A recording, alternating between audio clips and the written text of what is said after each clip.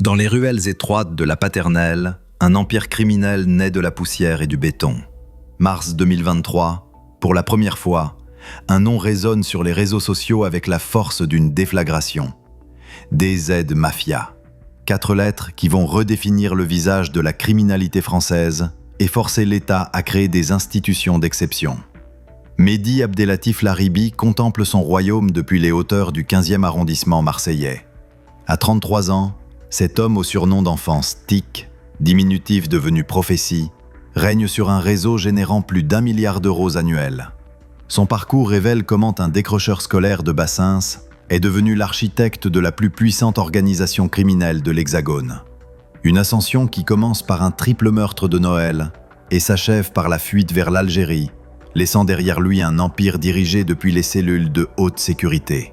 Baptisme, cité sensible du 15e arrondissement marseillais.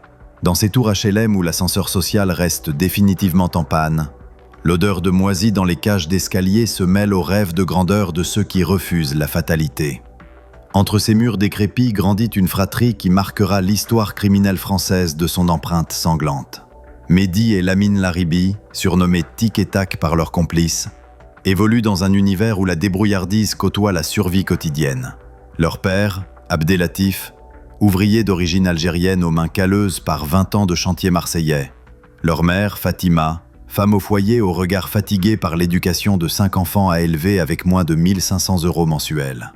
Le portrait d'une famille ordinaire des quartiers nord, semblable à des milliers d'autres familles françaises d'origine maghrébine. Pourtant, dès l'adolescence, Mehdi trace sa propre voie dans les méandres du collège Frédéric Joliot-Curie. Élève dissipé, il collectionne les heures de colle et les convocations parentales avant son exclusion définitive en classe de 4e. 2015 marque un tournant dramatique dans cette trajectoire criminelle naissante. Les murs austères de la prison de Fresnes accueillent un jeune homme de 25 ans, condamné pour un triple homicide qui défraie encore la chronique judiciaire française. Noël 2011, 3 corps, retrouvés dans une Renault Clio calcinée sur un terrain vague de Septème-les-Vallons. Les victimes, 3 hommes de 20 à 30 ans, liés au petit trafic local, portent les stigmates d'une exécution méthodique. Balles dans la nuque, véhicule arrosé d'essence, mise à feu, destiné à effacer toute trace d'ADN. Mehdi Laribi purge sa peine de 15 ans de réclusion criminelle en silence. Mais derrière les barreaux, son esprit affûte déjà les stratégies qui révolutionneront le trafic de stupéfiants. Car cette incarcération, loin de briser sa trajectoire criminelle, forge l'homme qui deviendra le cerveau de la DZ Mafia. Dans sa cellule de 9 mètres carrés, il dévore les biographies de Pablo Escobar et d'El Chapo Guzman, étudie les méthodes organisationnelles des cartels mexicains, analyse les faiblesses du système répressif français. Cette université criminelle pénitentiaire transforme un délinquant local en futur architecte d'un empire transnational. Durant la décennie qui précède l'explosion médiatique de 2023, les frères Laribi construisent méthodiquement leur empire souterrain dans l'ombre des institutions marseillaises. La Paternelle devient leur laboratoire d'expérimentation criminelle, terrain d'essai de méthodes qui feront bientôt référence dans tout l'Hexagone. Ils y perfectionnent le concept révolutionnaire du drive de drogue, premier du genre en France, transformant le trafic artisanal traditionnel en véritable service clientèle digne d'une multinationale commerciale. L'innovation constante devient leur signature distinctive. Optimisation logistique, rotation des équipes de vente, sécurisation des transactions par un système de guetteurs sophistiqués. Cette approche entrepreneuriale appliquée au crime organisé distingue déjà les frères Laribi de leurs concurrents traditionnels. Tandis que les anciens réseaux marseillais fonctionnent encore selon des codes artisanaux hérités des années 90, les Laribi importent dans le crime les méthodes managériales de l'économie moderne. Hiérarchie claire, objectifs chiffrés, primes de performance, sanctions graduées selon un barème précis. Une révolution organisationnelle qui explique leur succès fulgurant.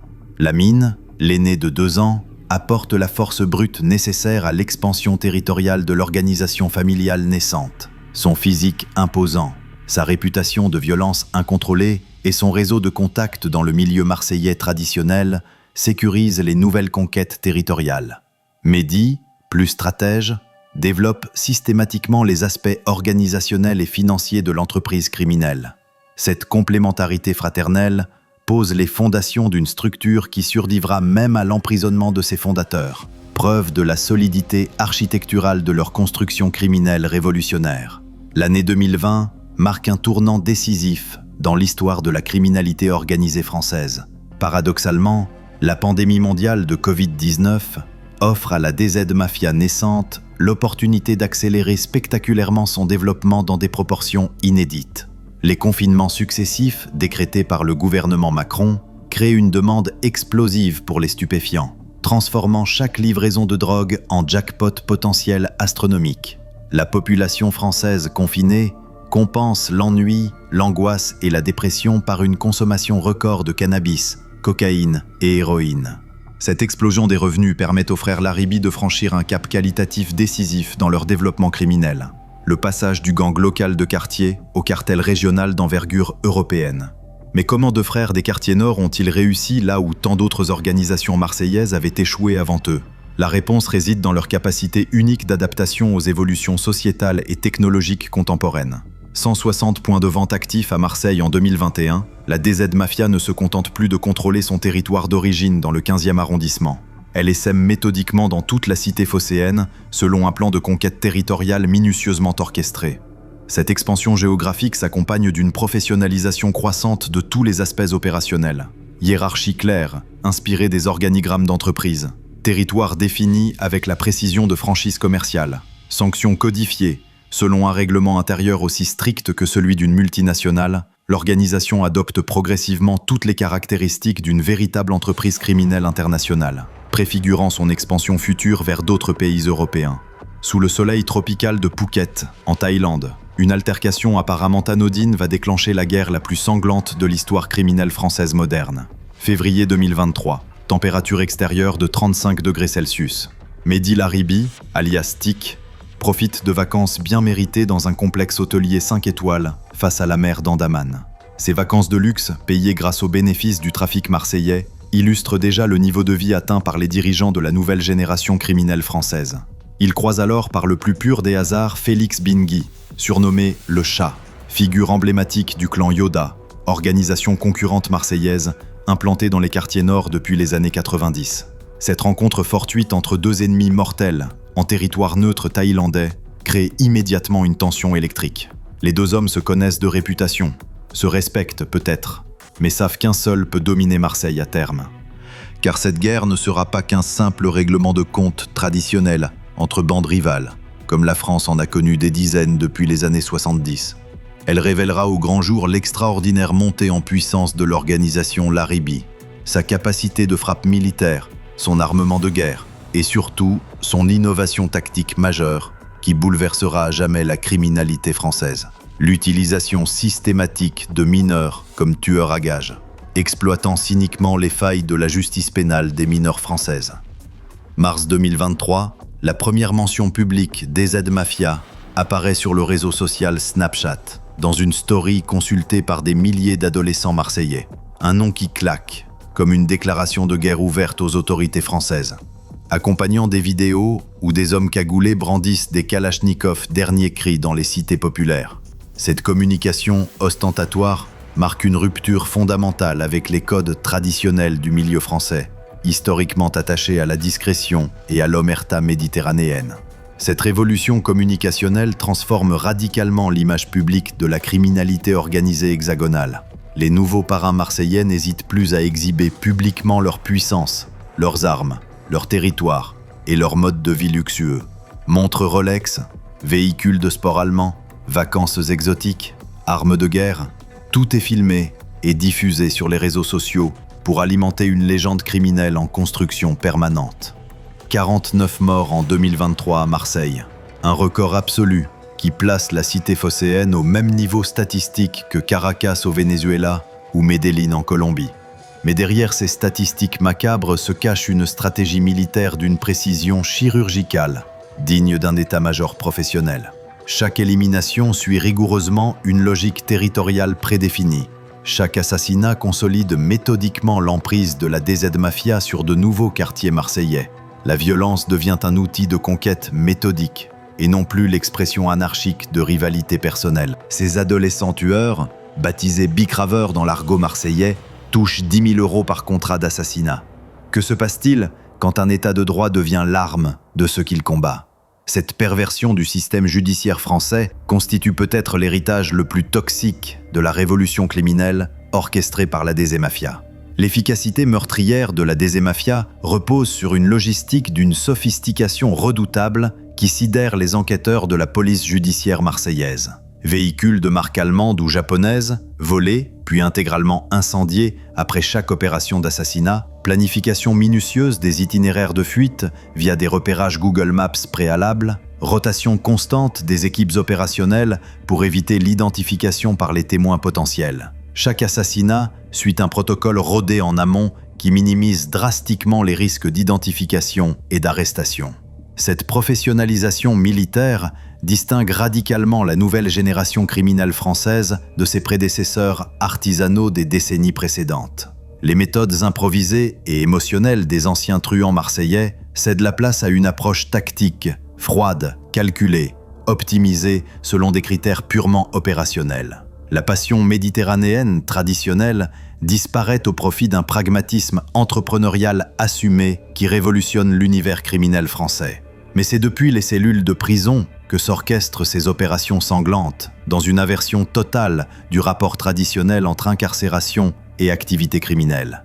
Grâce au téléphone portable introduit par drone miniaturisé, surnommé Uber Shit dans l'argot pénitentiaire contemporain, les dirigeants emprisonnés maintiennent un contrôle total et permanent sur leurs troupes extérieures. Cette innovation technologique majeure transforme les centres de détention français en véritables quartiers généraux criminels, défiant ouvertement l'autorité de l'État républicain dans ses propres institutions.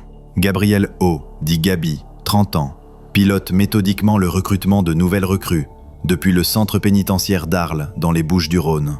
Ancien tueur à gages reconverti en gestionnaire des ressources humaines criminelles, il développe des stratégies de recrutement d'une efficacité commerciale redoutable, ciblant particulièrement les mineurs déscolarisés des quartiers populaires marseillais et français. Sa tentative de suicide en juin 2025, suite à une sanction disciplinaire pénitentiaire, illustre la pression psychologique considérable que génère la gestion quotidienne de telles organisations criminelles tentaculaires. Madi Zerdoum, surnommé la Brute par ses complices, complète ce triumvirat dirigeant depuis sa cellule d'isolement disciplinaire. À 35 ans, ce natif de fond vert apporte l'expérience indispensable du terrain et la connaissance approfondie des réseaux de distribution marseillais, développés depuis 20 ans d'activité criminelle. Condamné à 30 ans de réclusion criminelle en mai 2025 pour une série d'assassinats liés au narcotrafic, il supervise depuis sa cellule les aspects logistiques et opérationnels de l'empire DZ Mafia.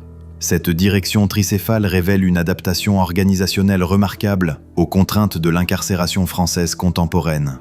Plutôt que de subir l'emprisonnement comme un handicap opérationnel insurmontable, la DZ Mafia en fait un avantage stratégique décisif, transformant méthodiquement la prison en sanctuaire impénétrable, d'où rayonne efficacement son pouvoir territorial. Cette inversion du rapport traditionnel à l'incarcération constitue peut-être l'innovation la plus révolutionnaire de cette organisation criminelle d'un genre nouveau. Cette structure pyramidale génère des revenus vertigineux à chaque niveau de la hiérarchie organisationnelle. Un gérant de point de deal perçoit systématiquement entre 5 000 et 7 000 € hebdomadaires, soit plus que de nombreux cadres supérieurs dans l'économie légale française.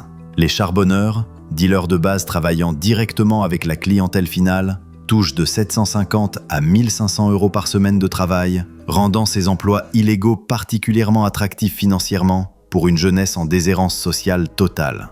Mais c'est l'échelon hiérarchique des tueurs à gages qui révèle l'ampleur considérable des capitaux brassés quotidiennement par l'organisation criminelle.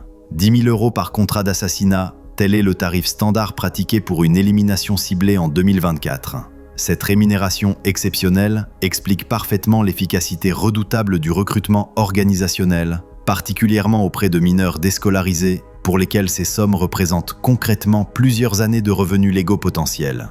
2024 marque l'apogée territorial de la DZ Mafia marseillaise dans sa guerre de conquête des quartiers populaires français.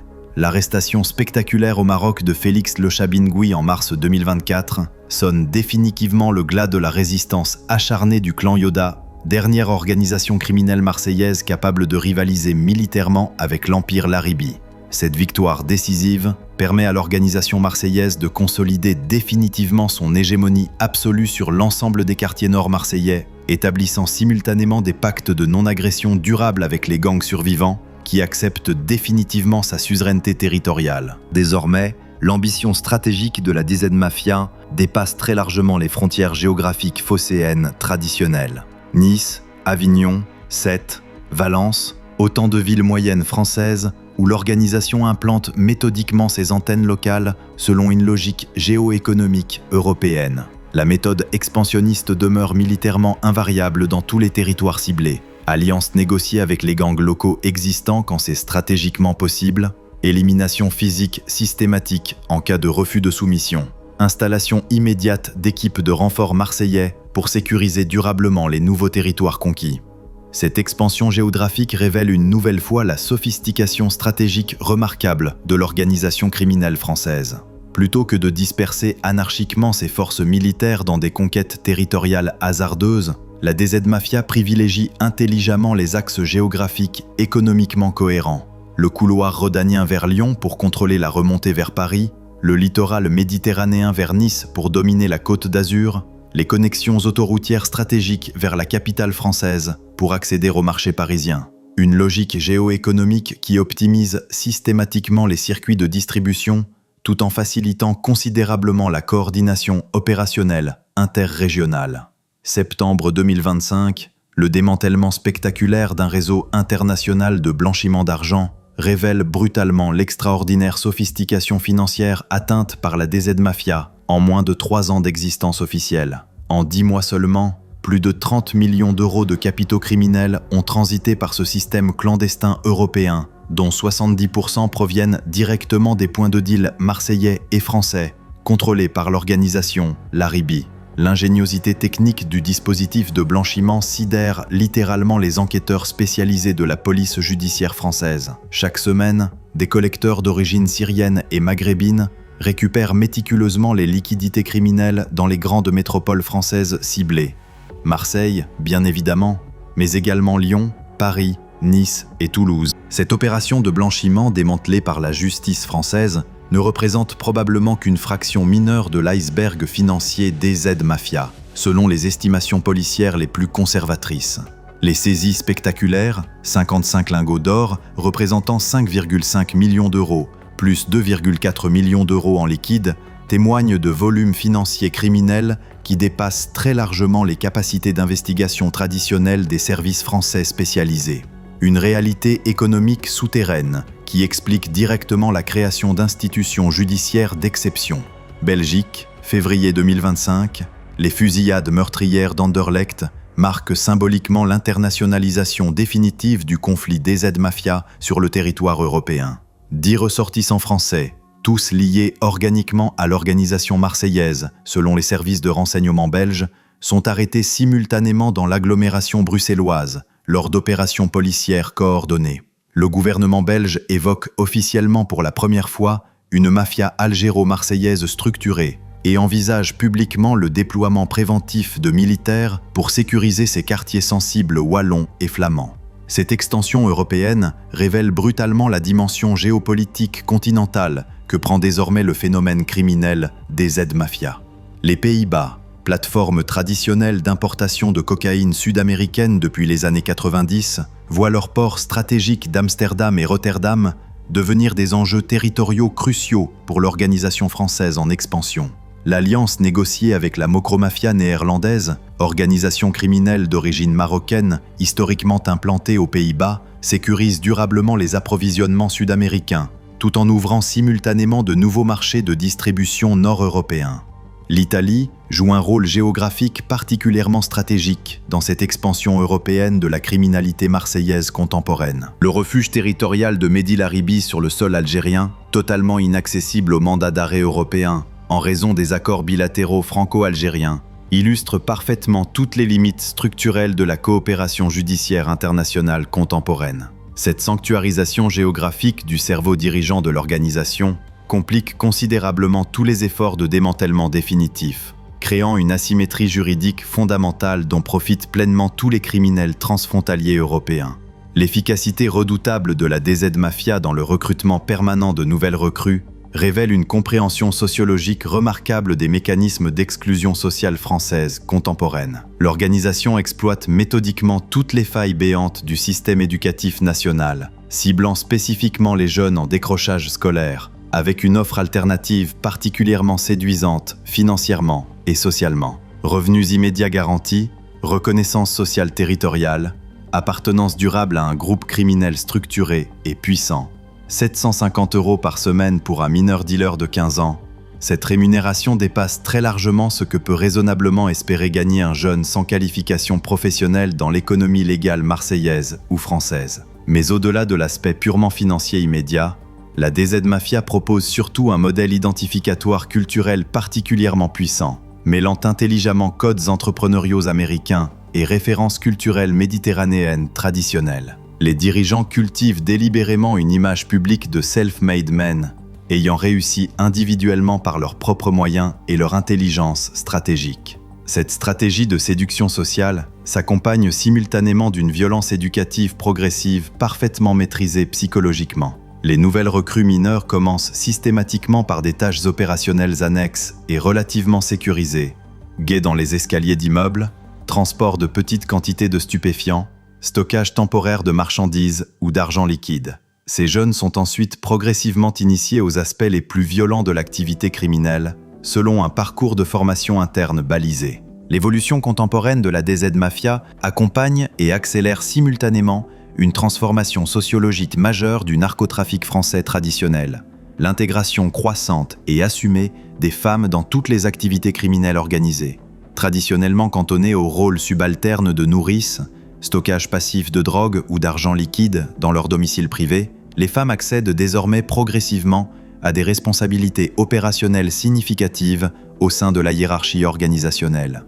Le développement technologique de la narcolivraison, livraison directe de drogue au domicile des consommateurs via des applications mobiles dédiées, favorise structurellement cette évolution sociologique criminelle. Les femmes présentent des profils infiniment moins suspects pour les forces de l'ordre françaises, traditionnellement habituées à contrôler prioritairement les hommes, jeunes, d'origine maghrébine, facilitant considérablement tous les déplacements opérationnels en zone urbaine dense. Certaines femmes gèrent désormais des réseaux entiers de distribution territoriale, supervisant plusieurs équipes de livreurs masculins et générant personnellement des chiffres d'affaires hebdomadaires considérables. Cette féminisation criminelle reflète également l'adaptation pragmatique de la DZ Mafia aux évolutions sociétales françaises contemporaines les plus profondes. L'organisation intègre intelligemment toutes les ressources humaines disponibles localement, sans aucune discrimination de genre, dès lors que l'efficacité opérationnelle individuelle est concrètement démontrée sur le terrain. Une modernité criminelle revendiquée qui contraste radicalement avec le machisme traditionnel séculaire du milieu criminel français historique. Cependant, cette intégration féminine progressive ne modifie absolument pas la violence intrinsèque de l'organisation marseillaise contemporaine. L'injection massive quotidienne de liquidités criminelles dans certains secteurs économiques légaux spécifiques, immobilier résidentiel, restauration de luxe, commerce automobile haut de gamme, crée artificiellement des bulles spéculatives totalement déconnectées de la réalité économique locale. Les prix de l'immobilier marseillais dans certains quartiers populaires atteignent désormais des niveaux complètement déconnectés des revenus légaux locaux réellement constatés, alimentés exclusivement par les besoins permanents de blanchiment de l'économie souterraine régionale. Cette économie parallèle emploie directement plusieurs milliers de personnes dans la seule région marseillaise. Dealers de rue, guetteurs d'immeubles, transporteurs de marchandises, comptables spécialisés, blanchisseurs professionnels, avocats complices. Un secteur d'activité économique qui offre concrètement des perspectives d'emploi rémunérateurs dans des zones géographiques où l'économie légale française peine structurellement à créer de la valeur ajoutée depuis plusieurs décennies. Cette réalité socio-économique explique en grande partie la tolérance sociale relative dont bénéficient parfois ces organisations criminelles dans leur quartier d'implantation historique. Mais les coûts sociétaux globaux dépassent très largement tous les bénéfices économiques apparents de cette économie souterraine florissante. Personnel soignant hospitalier mobilisé pour traiter quotidiennement les victimes d'overdoses et de violences criminelles, moyens judiciaires et policiers considérables mobilisés en permanence, dévalorisation immobilière drastique des zones de trafic intensif, fuite des entreprises légales et des familles respectables. L'économie criminelle de la drogue génère des externalités négatives absolument considérables, assumées intégralement par la collectivité nationale française. Avril 2024, face à l'ampleur inédite de la menace que représente désormais la DZ Mafia pour l'ordre républicain français, le garde des Sceaux Éric Dupond-Moretti annonce officiellement la création d'une institution judiciaire absolument révolutionnaire dans l'histoire française contemporaine. Le parquet national anticriminalité organisée, avec les juridictions interrégionales spécialisées traditionnellement existantes depuis les années 90.